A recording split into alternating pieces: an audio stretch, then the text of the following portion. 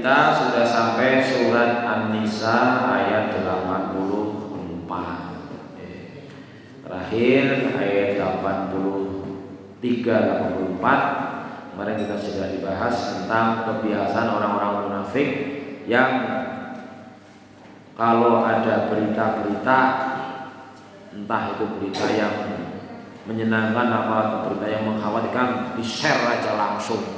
Tujuannya ya untuk bisa memberikan kegaduhan di kalangan kaum muslimin. Memang orang munafik adalah orang yang musuh Islam yang sulit untuk dideteksi karena perilakunya sama dengan kita.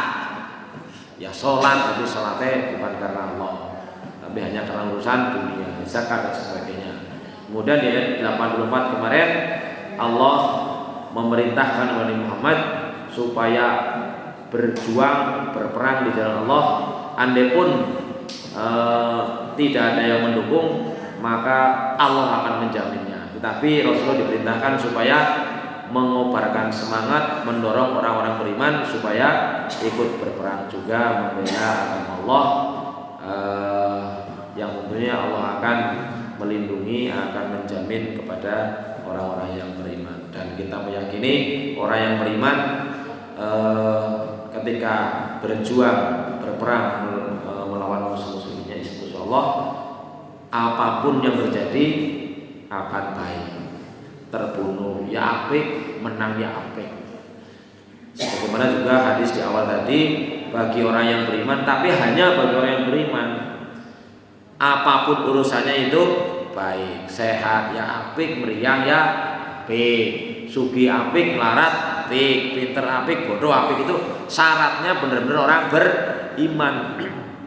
Karena Rasulullah bersabda, ajaban li amril mu'min wa laisa dzalika illa lil mu'min. Urusan wong mukmin, urusan yang beriman gua menakjubkan apik kabeh.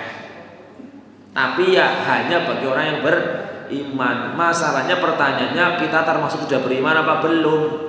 Misal iman itu kan unsurnya ada 3, yaitu hatinya meyakini, mulutnya mengucapkan, anggota badannya mempraktekkan. Contoh, tadi sudah disinggung bahwa unsur iman yang pertama dalam surat Al-Baqarah, bahkan juga dengan rukun-rukun iman itu adalah alladzina yu'minuna bil ghaib. Barang ghaib. Ganjaran ghaib napa? Dohir. Ganjaran, pahala. Lahir apa ghaib? Kelihatan apa tidak? Belum kelihatan. Maka ketika ada ungkapan hadis yang sahihnya diakui seluruh dunia, bahwa siapa saja yang melakukan sunnah qobliyah subuh 2 rakaat, itu jaminan pahalanya lebih baik lebih baik dari dunia seisinya. Lah kalau sampai ada orang katanya ngaku beriman, kok ora nglakoni itu, jere ta iya, tapi nyatane ora apa-apa, ora lakoni ora apa-apa, karena sunah iki, jere nggak sunah ora dilakoni ora apa-apa, ora dosa. Ya rugi besar, Mbok. Jere ngrotaken umpamane ana mobil rodane 4. Lah kali ngene rodane mung 3, dianggap mobil apa mboten? Ya udah mobil lah.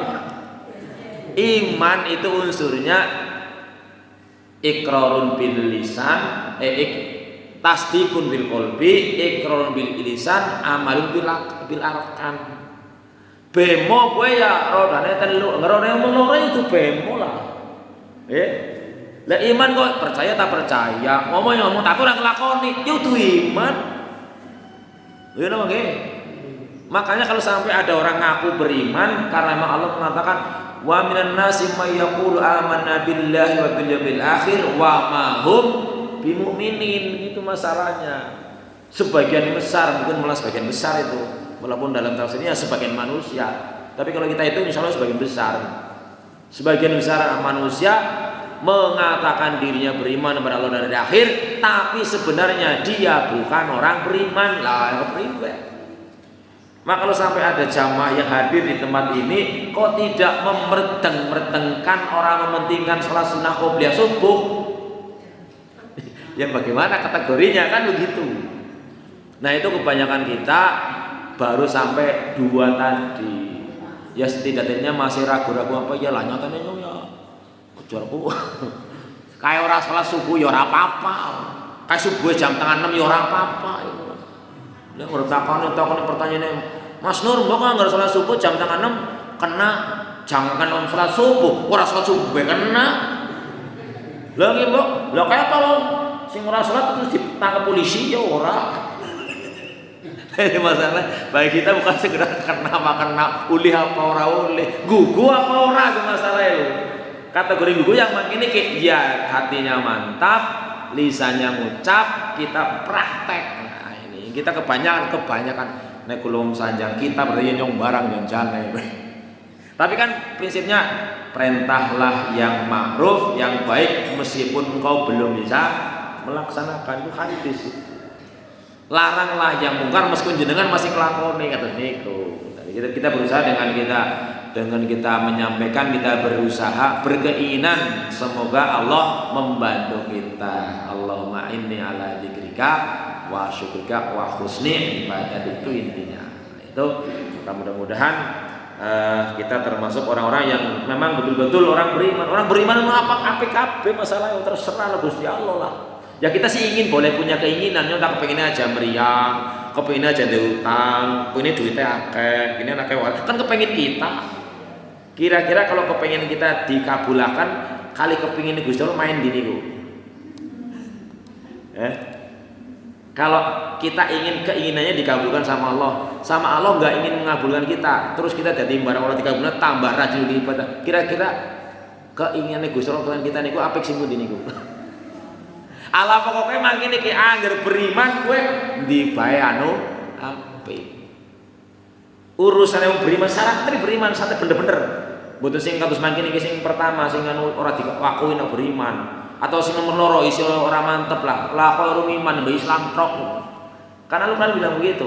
La taqulu amanna walakin qulu aslamna walamal imanu fi qulubikum. Lah kowe jangan waktu beriman, kowe nembe Islam lah. Iman urutan hatimu, urutan gimana cangkem trok.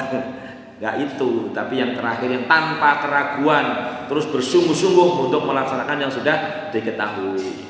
Nah, masalahnya kita lebih banyak sing wis ngerti-ngerteni tapi ora dilakoni kowe. Nggih, Mbok. Alarm muni pentelu ya pateni tok ora menyat. Malah kula mau ndelok mandan mirang-mirang iku hadidan menjelaskan angger wis kae jam 4 ki wis wengi kae. Sahur. Oh ya. Berarti angger tahajud jam 4 ya. Mandan ku masuk ke ora ya. Kan perintahnya kan ada apa penjelasannya bahwa Allah turun ke langit dunia di sepertiga malam. Sulusai lail ya, sepertiga malam yang terakhir. Sepertiga malam. Malam itu dimulai dari kapan? Ternyata ini tafsir ya. Menurut Yadi Hidayat, Ustaz Yadi Hidayat, malam itu dimulai dari waktu Isya sampai waktu sahur. Jadi ada lail, ada sahur, ada apa nih? Berarti yang nisfahu tengah malam yang harus dari hitung jam tengah 8 sampai jam tengah 4 misalnya pirang jam itu separuh lebih sedikit karena nisfahu awing kusmin qalila awzin alaihi. Jadi sing bener niku sing jenenge kan salat tahajud niku tengah malam kurang titik atau lebih titik. Nah itu ada penjelasan dari Ibnu Abbas ketika beliau masih kecil, masih pemuda karena memang beliau kan didoakan Allah mafaqqih fiddin wa alimul ta'wil ya, ta'wil. Itu pernah nginep di rumahnya bibinya yang istri Rasulullah Maimunah siapa itu. Lalu dijelaskan di dalam hadis itu Abdullah bin Abbas tidurnya di bagian bantal yang lepes ya, di pinggir Rasulullah. Lalu diamati Rasulullah bangun itu sekira-kira tengah malam atau kurang lebih sedikit kayak gitu. Jadi berarti bertahajud ya dong ya jam 3 lah ya, lupa jam 4 mati. Tapi dipikir daripada orang ya pokoknya asal urung adzan subuh lah ya. Orang ketang bagian rakaat, witir serakaat. Karena juga ada pesan janganlah kamu meninggalkan sholat witir. Bahkan sampai-sampai mbok ngasih ora tangi ya witir sedurunge turu atau bar isya ya ulih-ulih bae ngoten niku. Jadi cara mana memahami karena ini ada munasabatul hadis dan sebagainya, persesuaian hadis satu dengan yang lainnya. Jare witir kon jadi salat terakhir. Lah wong anu kok bar tahajud malah witire urung turu sih kepriwe. Itu pemahamannya seperti itu. Boleh witir sebelum tidur, tapi kalau udah witir sebelum tidur ya nanti jangan witir lagi, intinya begitu. Tapi kalau kita udah biasa yakin memang bangunnya memang sebelum subuh akan sempat sholat witir ya nanti saja sekalian sebagai penutup sholat malam gitu. Nah, ini jadi kembali kita umumnya lebih akeh sing dingerteni timbang sing dilakoni. Makanya ada ungkapan dari seorang teman, "Lah nyong arep ngaji lah, mbok ngerti ora gelem lakoni kok dosa." Jadi mau ngaji, mbok dadi ngerti terus orang bisa nglakoni malah dosa. Lah pertanyaannya orang ngaji apa dosa? Ujar sih, mau ngaji itu wajib kok dalam arti bukan ngaji seperti ini, tapi mencari ilmu itu wajib hukumnya. Ya, terserah, tapi kita berharap bahwa dengan kita belajar seperti ini kita senantiasa berdoa. Ya tadi doanya ya Allah semoga dengan menolong saya untuk senantiasa bisa berzikir, bersyukur serta beribadah sebaik mungkin gitu, okay? Nah, kajiannya kita lanjutkan ke surat Al-Nisa ayat 85, monggo dibuka. Surat An-Nisa 85 kita baca bareng-bareng. A'udzu billahi minasyaitonir rajim.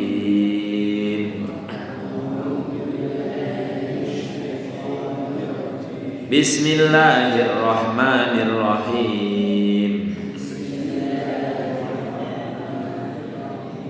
May yashfa' syafa'atan hasanatan yakul lahu nasibum minha.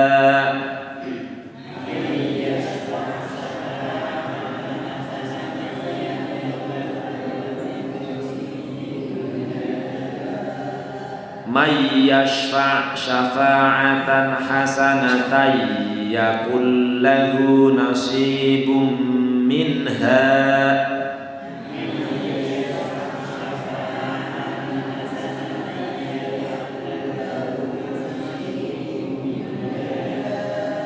Wa may yashfa' syafa'atan sayyi'atan yakul lahu kiflum minha.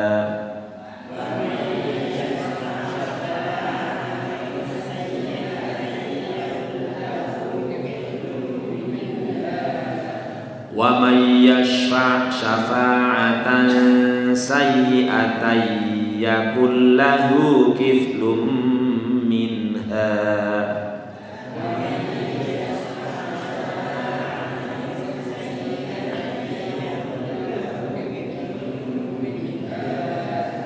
Wa kana Allahu ala kulli syai'in muqita.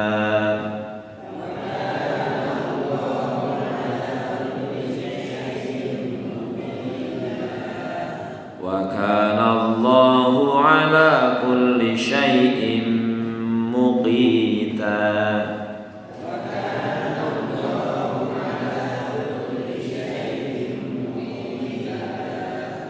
Wa idza khuyyitum bi tahiyyatin fahayyu bi ahsana minha aw rudduha.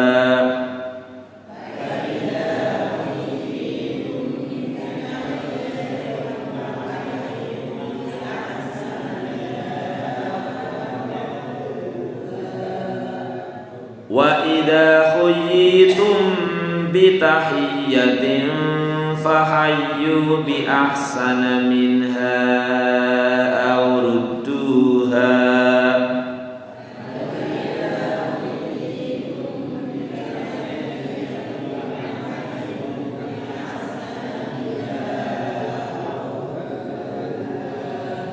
Inna Allaha kana ala kulli syai'in hasiba.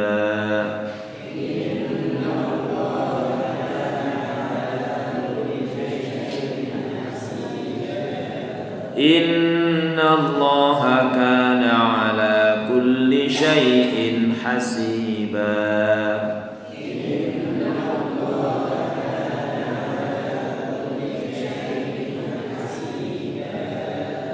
Allahu la ilaha illahu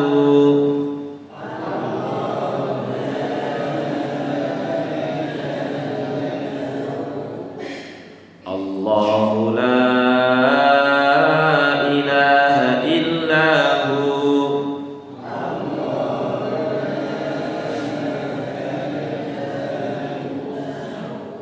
la yajma'annakum ila yaumil qiyamati la raiba fihi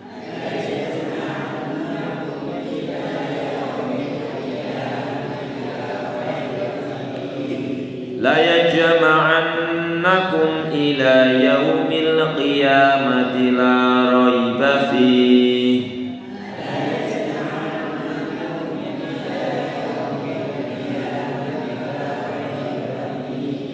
wa man asdaqu minallahi haditha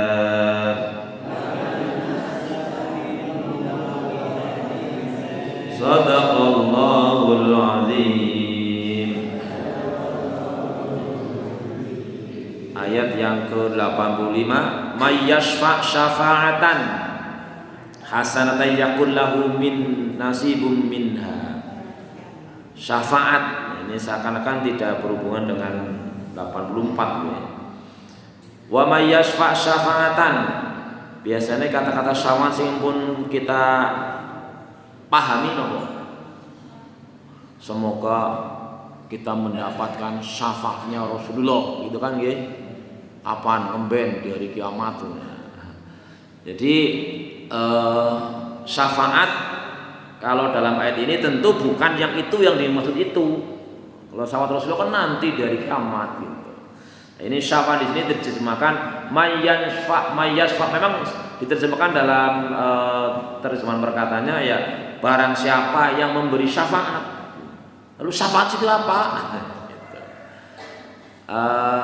Kalau syafaat di yaumul kiamah besok itu kan digambarkan ya, ini juga barang gaib lagi.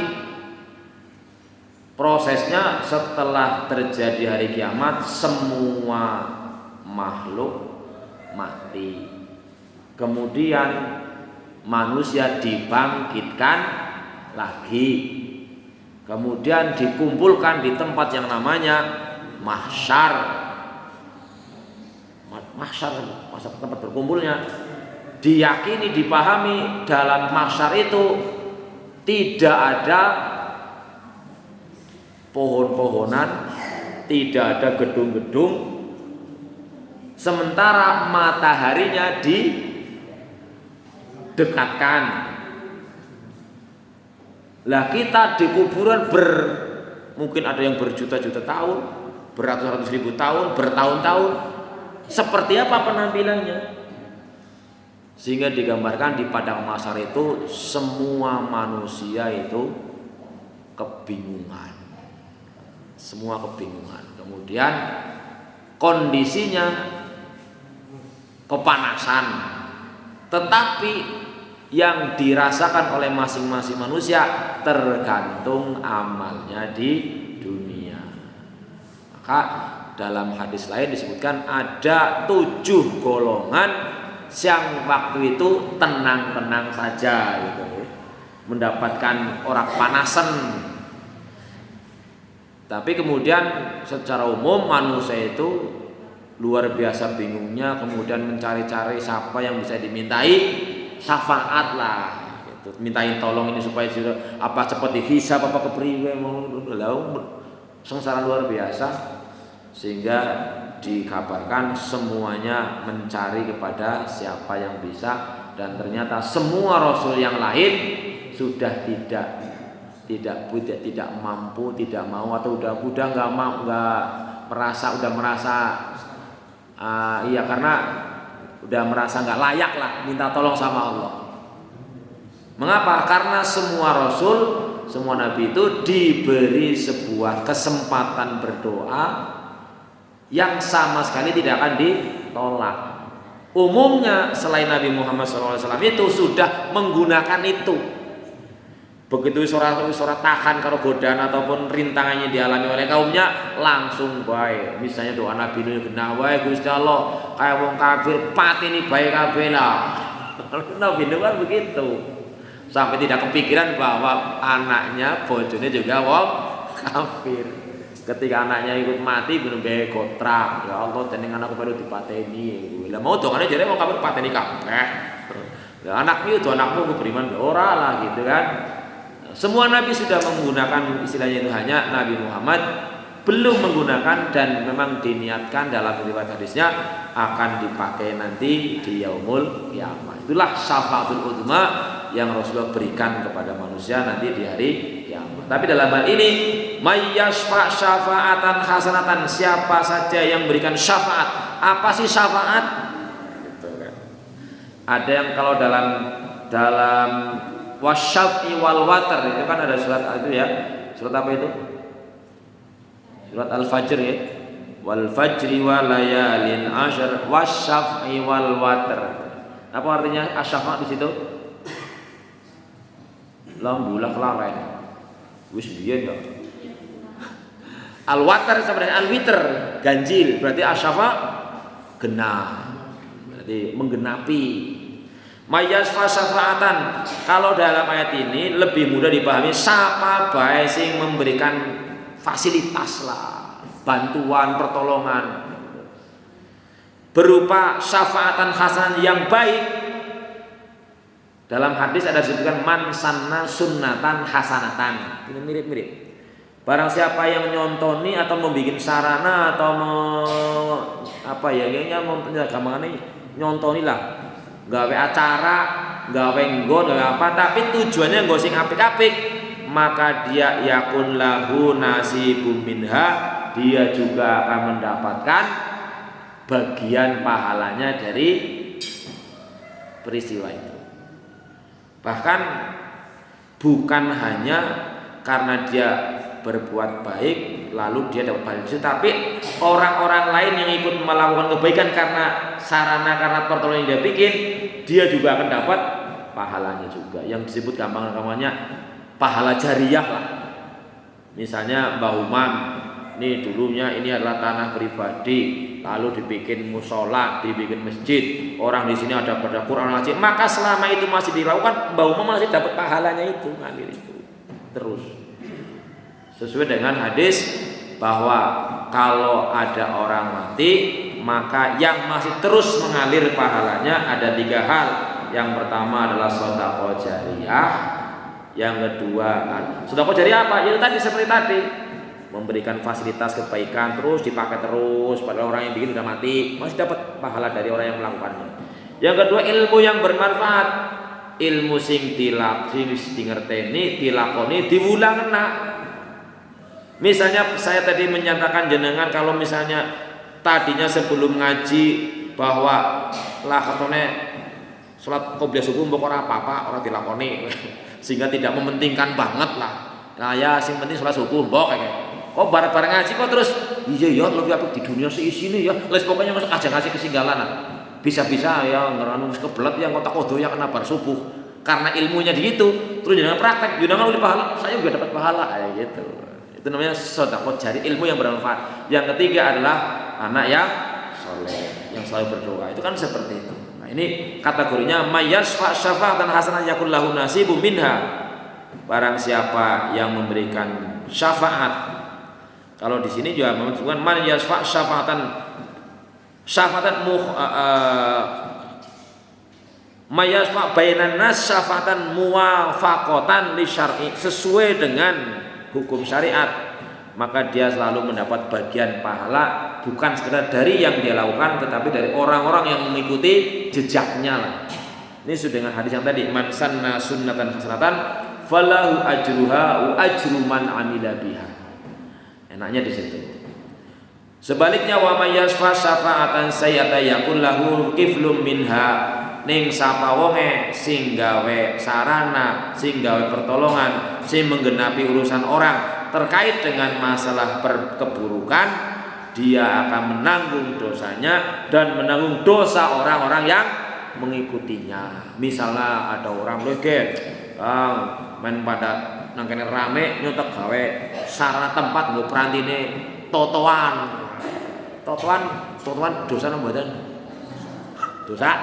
Lah ya berarti wis gawe tempat totoane dosa, terus wong sing nang kono pada melu totoan ya wong itu dheweke melu dobel dosane. Jadi yang ada masalah karena mungkin dosa pahala nu ora keton ya lah. Apa yambu yang ono. Itu. Nah, kemudian terkait dengan masalah syafaat tadi sudah disinggung bahwa yang bisa memberi syafaat kalau itu bukan hanya Rasulullah kan begitu kan? Kalau Rasulullah jelas nanti di akhirat ada syafaatul ummah, tapi di sini juga di dunia ini orang bisa memberi syafaat. Yaitu dalam arti di sini tadi syafaat itu di sini memberikan sarana, memberikan pertolongan, memberikan bantuan dan sebagainya. Bahkan juga bisa berupa doa. Maka dijelaskan nanti bahkan di akhirat nanti tidak hanya Rasulullah yang bisa memberi syafaat, termasuk juga adalah Al-Quran.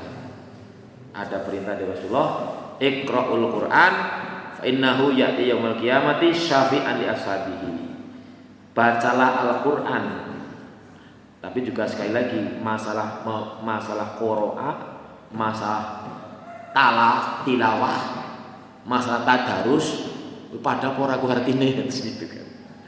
Ya, tapi kalau saya mencoba memahami, kalau sing sekedar maca tok, orang mencoba ngerti artine, orang mencoba memahami maksude, niku sanes tadarus, niku tilawah. Makanya kalau ada Musa bahwa tilawatil Quran, yo maca Quran, ngerti ora isine we. Kemudian kalau dicoba kisi artinya apa, maksudnya kepriwe, itu yang namanya tadarus. Sementara kalau qira'a lebih dalam lagi, mencoba kaitannya dengan berbagai macam hal. Makanya surat pertama Iqra, bacalah. Waktu itu kan bukan tentu tulisan dia apa, tulisan orang bisa maca kata Rasulullah kan. Jadi paling mendalam, maka kalau diterjemahkan man qara'a harfan min kitabin, siapa membaca direnungi, oh ini berarti alif lam mim itu alama, oh berarti yang baru besok ketemu yasin gitu, alif lam mim itu alama so, oh untuk alif lam mim itu alama ro, oh berarti itu sampai segitunya. Jadi qara'a itu maknanya sangat mendalam. Ya mencoba ngerti sifat-sifat hurufnya, maknanya, kaitannya dengan yang lain. Makanya ayat pertamanya Iqra. Sehingga kalau ada perintah Iqra'ul Quran fa innahu ya'ti yaumil qiyamati syafi'an li ashabihi, bacalah Al-Quran yang sedemikian memang. Baca ya layak-layak saja kalau orang membaca Quran kemudian dengan berusaha memahami maknanya, cara baca yang bagaimana, hurufnya bagaimana dan sebagainya. Manfaatnya kemudian nanti di hari kiamat dia akan menjadi penolong sangat bagi orang yang melakukannya. Sekali lagi maka kita dengan mengaji ya saja sekedar macane macat tok. Zaman sekarang kalau waruh terjemahan perkata wis ana, penjelasan tafsir ini banyak. Ya memang kaitannya dari gelem apa ora lah. Tapi umumnya orang ya kulo juga termasuk umum sila. Sing jenenge sifat beboh Masya Allah. Mbok, kebanyakan kita itu tidak melakukannya karena udura bisa beboh. Lalu zaman niku napa manis sing modal 150.000 sebulan saben dinar pura kena ceramah sapa ndeleng apa nu maca Quran akehan nang pirang lho. Tapi yang beboe kuwe kok. Akhirnya alasannya angel. Kalau gelemang ini aja urip lah. Karena kalau ada yang sekolah yang bocah mau ngapal apa yang baris bewal nanti seminggu rapal.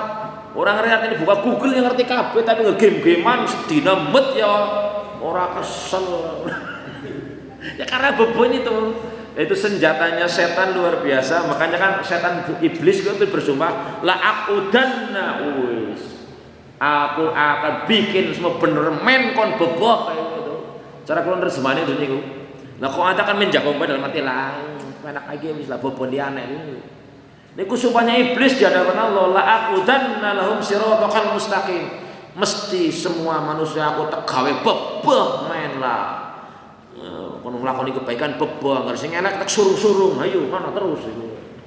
Nauzubillah, ya ini luar biasa iblis. Jadi, maka dalam ini syafaat Al-Qur'an bisa menjadi syafaat. Kemudian juga bahkan juga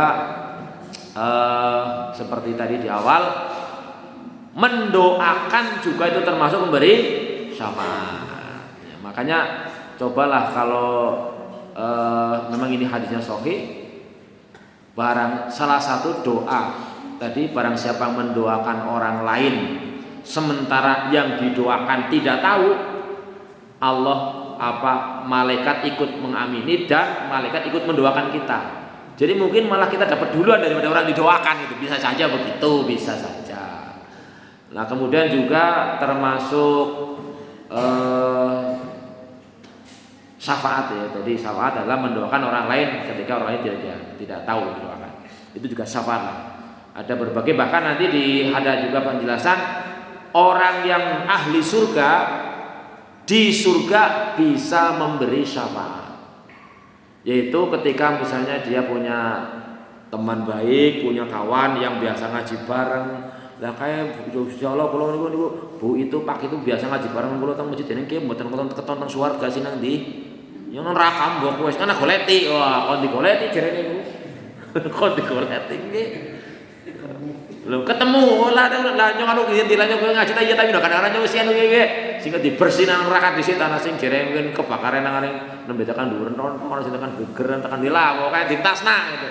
Itu sawah. Makanya ada pelanggaran ya goleta kanca sing apik. Senajan mungkin kita nyelek. Ya sapa wong berkanca karo bakul minyak wangi paling ora didoleti melu wangi. Nek ora senajan ora tuku kan gampangane to niku gampangane. Tapi ngerguling-gulit kanca karo sing boboan, retu ngaji, retu salat atau apa-apa, kaya melu ketularan. Gampangane kados niku. Nah niki masalah syafaat nggih. Wa kana Allahu ala kulli syai'in muqita. Nek panjenengan kepengin mungkin memperdalam tadi penjelasan tentang ayat ini lebih dalam, kalau ini nyetel tapi mudah-mudahan nyetel pisan ya urung pat ya mantep lah. Belum masuk ke sini semua. Itu yang bahkan panjenengan nek kersa beli bukunya ini satu jusnya itu dibuat 2 jilid 350.000 satu jilidnya. Itu tafsir Al-Mahfud. Mas Mahfud gue tafsirnya gue. Penyusunnya Dr. Sarwat. Itu dijual di Shopee kulo ndelok kulo dereng sempat tuku. Satu jilidnya 350.000, tapi satu juz kayaknya 2 jilid. Nah ini mau 2 ayat kayak.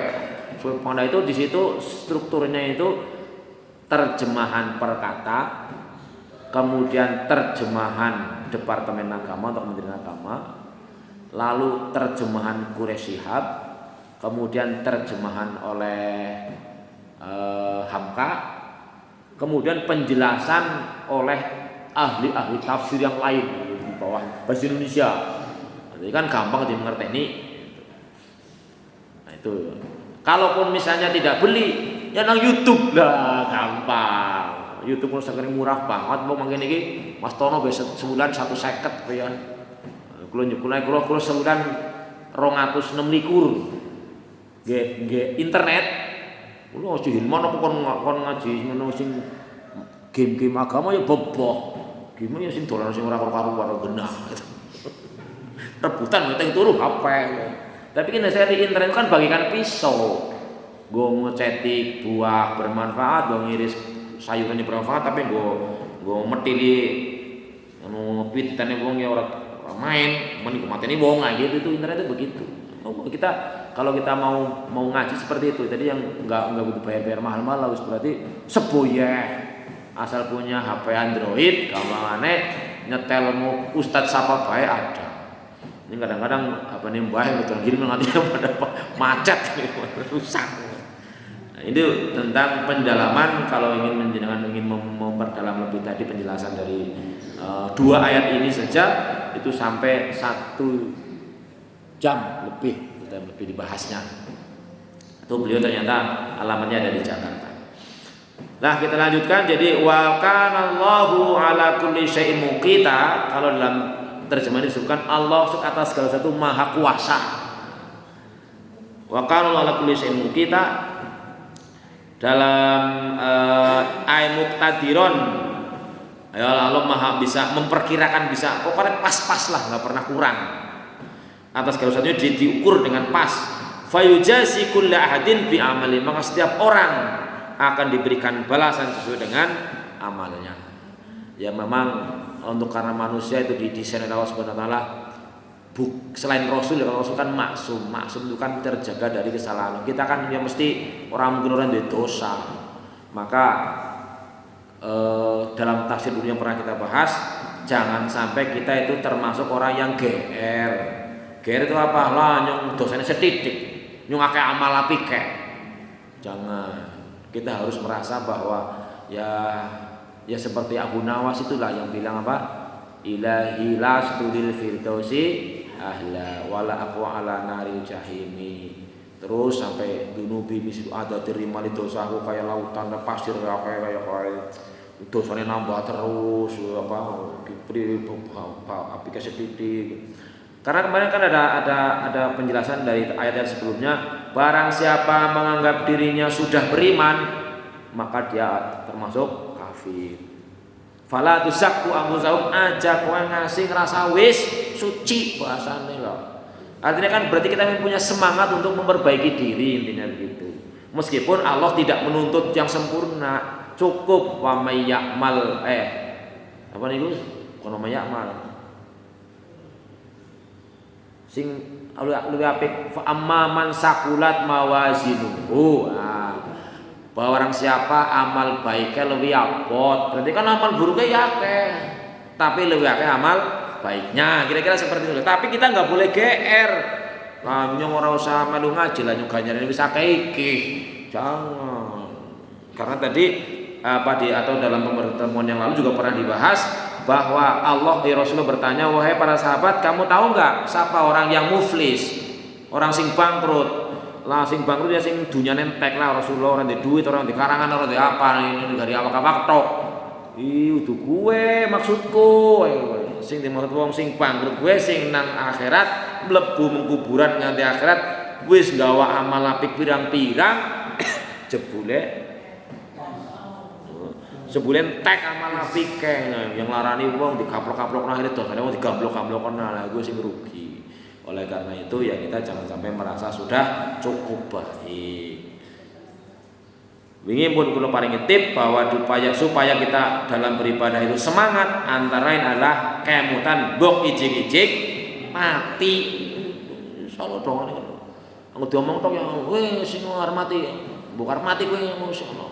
Lah, udah iblis ndak kemakin iki iblis lah aku dan wis pokoke tak gawe bebeh lah menungsa lawan kebaikan. Abot tepol rasane. Sunat salat sunat paling 5 menit ya bote kaya ngeret pring kang kucuk. Tapi yang ngerjenengane nonton sinetron 2 jam ora kerasa. Itu dasarnya seperti itu. Jadi Allah Maha segala sesuatu bisa pas ukur mana untuk diberikan banjaran atau apa kemudian balasan seperti apa. Kemudian ayat yang ke-86, wa idza khuyitum bi tahiyatin fahayyu bi ahsana minha aw rudduha.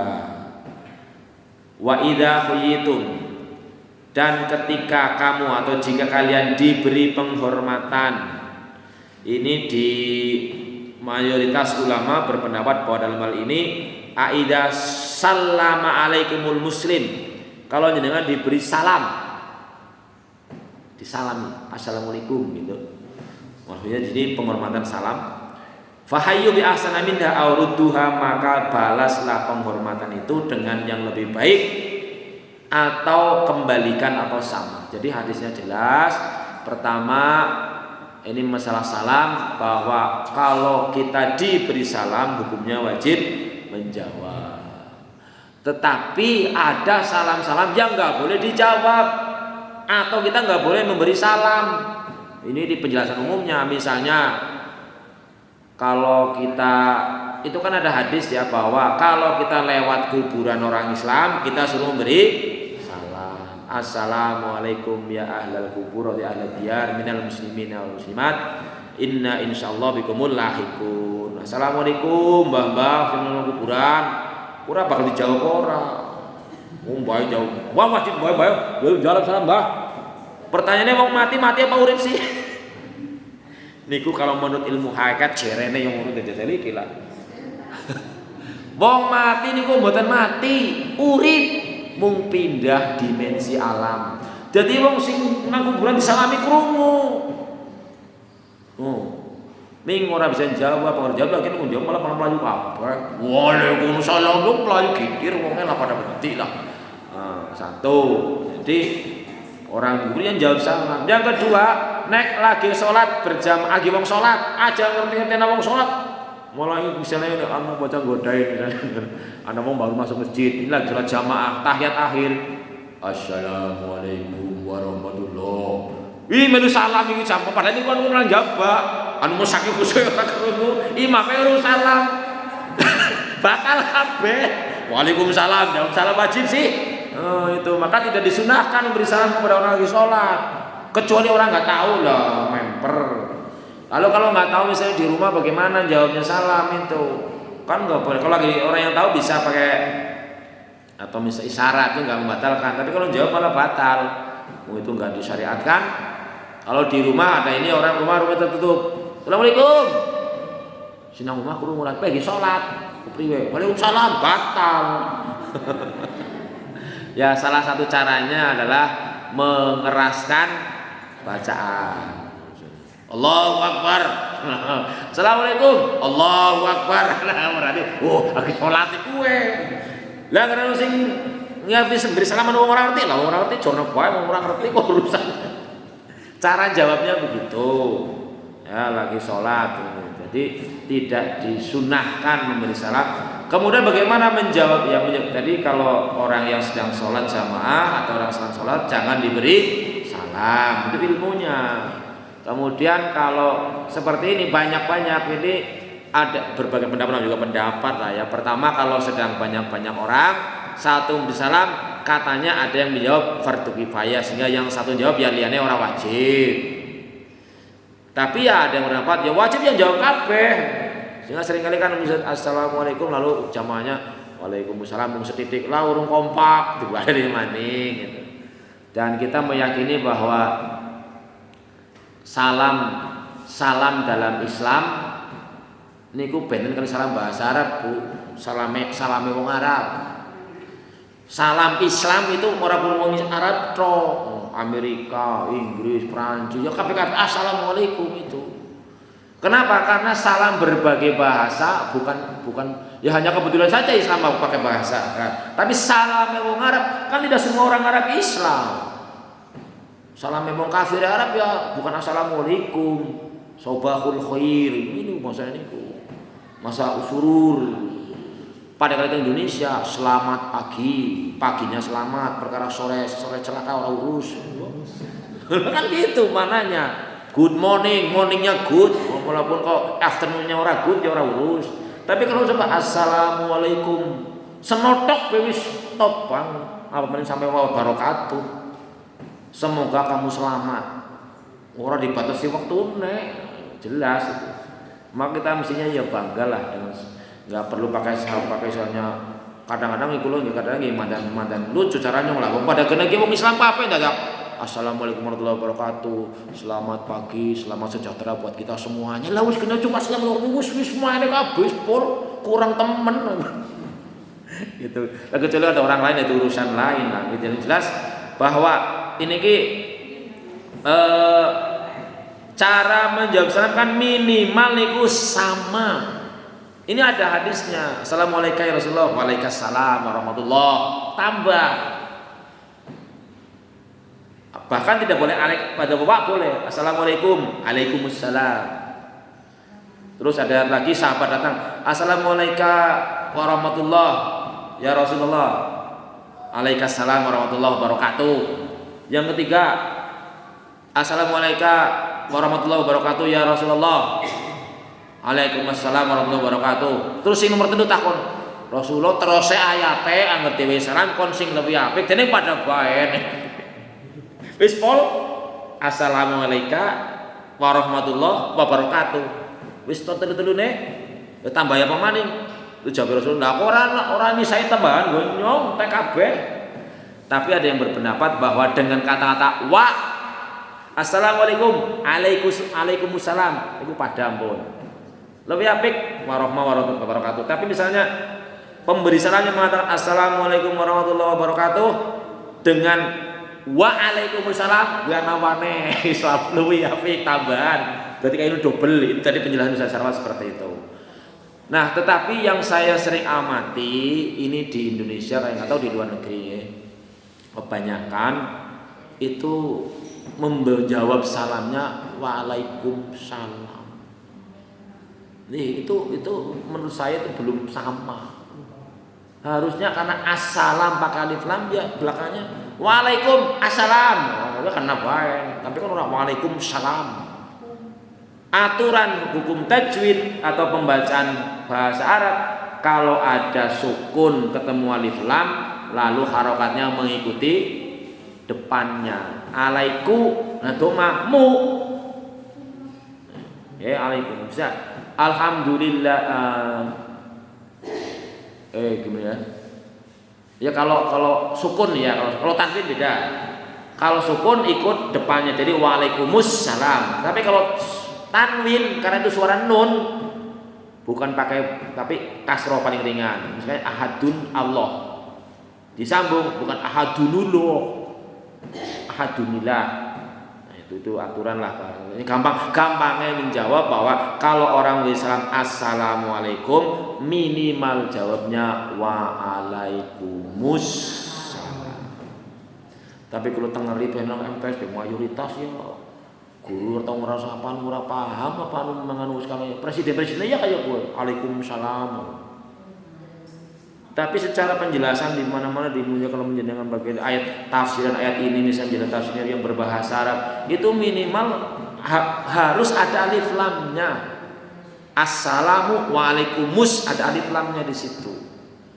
Ya minimal karena kita udah ngaji ya dipraktekkan ketika menjawab salam jangan waalaikumsalam. Assalamualaikum waalaikumsalam enggak waalaikumsalam. Itu minimal samanya di situ.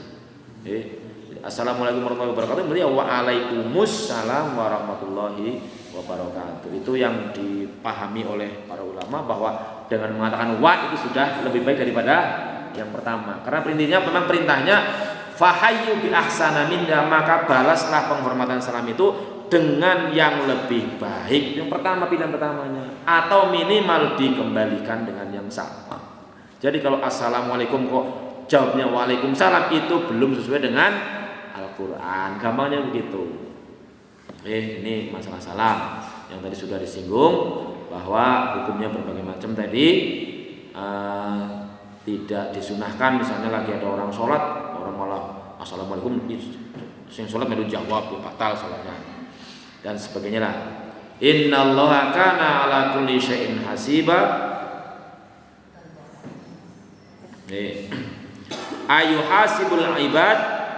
Yuhasibul ibad ala kulli syai'in min a'malihim as-shaghirah wal kabirah. Jadi amal apapun oleh Allah Subhanahu wa taala tidak ada yang terlewat.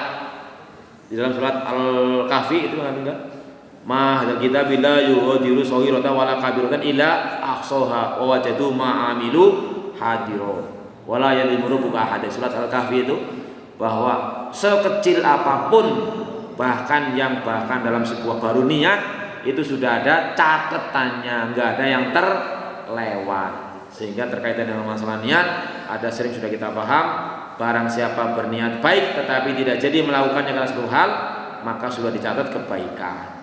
Tapi barang siapa niat sebuah keburukan tapi enggak jadi dilaksanakan dia juga tetap dapat kebaikan. Tapi jangan sampai kemudian lawis nek niat pela ya Gusti Allah nyongko mengarepnya tahajud lah begitu melek matane ora gelem tangi ya gue nglomboni lah bukan niat namanya ya, jadi niat itu adalah muqtarnan bil fi'li man hamma itu kan namanya hamma baru menyejak mengapa istilahnya berencana lah. Tapi kalau yang disebut dengan niat itu adalah sekalian dimulai dengan amalnya. Innallaha kana ala kulli syai'in innallaha kana ala kulli syai'in hasiba. Sungguh Allah atas apapun yang dikerjakan itu akan diperhitungkan. Allahu la ilaha illahu. Allah lah yang tiada Tuhan selain Dia. Apakah ada ilah yang lain? Ya ada, tetapi hakikatnya tidak diwakili oleh Allah Subhanahu wa taala, karena juga ada yang mengatakan afara'aita man ittakhadha ilahahu hawahu. Apakah orang ngerti wong sing menjadikan ilahnya gue hawa nafsunya dhewek. Jadi hawa nafsu yang mengarah kepada kejelekan dia turuti, itu namanya orang menuhankan hawa nafsunya. La yasma'annakum ila yaumil qiyamati la raiba fi. Pasti Allah akan mengumpulkan kalian di hari kiamat. La raiba fi, tidak diragukan. Pasti terjadi. Wa man asdaqu minallahi hadisa. Tidak ada yang lebih benar ucapannya selain Allah Subhanahu wa taala. Lafzuhu istifham wa ma'nahu an-nafyu ay la ahada asdaqu fil hadis wal wa'd minallahi rabbil alamin. Tidak ada yang lebih benar janji dan ucapannya melebihi Allah Rabbul Alamin. Artinya mudah-mudahan kita mengkaji beberapa ataupun tiap hari Ahad mengaji ayat Al-Quran, kita ditambahkan oleh Allah ilmunya, kemantapannya, keyakinannya, terutama kaitannya dengan masalah keimanan, karena hampir rukun iman ini kan sebutkan adalah sesuatu yang goib. Iman pada Allah, pada malaikat, para rasul belum pernah ketemu kita yang masih mending kita beriman qadar, takdir dan sebagainya. Itu dengan kita memiliki pengetahuan, semoga Allah tambah mempertinggi kualitas keimanan kita dan senantiasa mengiringi dengan kesabaran dan kesyukuran, karena memang Allah sudah mengklaim. Jadi ada bahasanya syakir, ada syakur. Kalau syakirun berarti orang yang bersyukur, tapi kalau syakur orang yang syukur akeh banget gitu. Nah Allah mengatakan sing hamba-hambaku yang syukur akeh yang sedikit lah. Maka mudah-mudahan kita termasuk orang yang sedikit itu, yaitu orang-orang yang dianggap sebagai innahu abdan syakuro, hamba yang pandai bersyukur. Mungkin itu yang bisa saya sampaikan. Akan menuju ke Kadri. Ada hal yang perlu didiskusikan oleh badan. Cekap ya. Cekap, mudah-mudahan yang sudah kita ketahui. Intinya tadi siapa mempelopori, memberi sarana, melakukan amal buruk diikuti orang lain, kita ikut nanggung dosanya. Melakukan kebaikan diikuti orang lain, kita mendapatkan double pahalanya. Mudah-mudahan demikian yang bisa kita laksanakan adalah kebaikan sehingga pada saatnya kita menghadap Allah Subhanahu wa taala dengan kondisi terbaik, husnul khotimah. Amin ya rabbal alamin. Kurang lebihnya mohon maaf. Kita akhiri dengan doa kafaratul majlis. Subhanakallahumma wa bihamdika asyhadu an la ilaha illa anta astaghfiruka wa atubu ilaik. Assalamualaikum warahmatullahi wabarakatuh.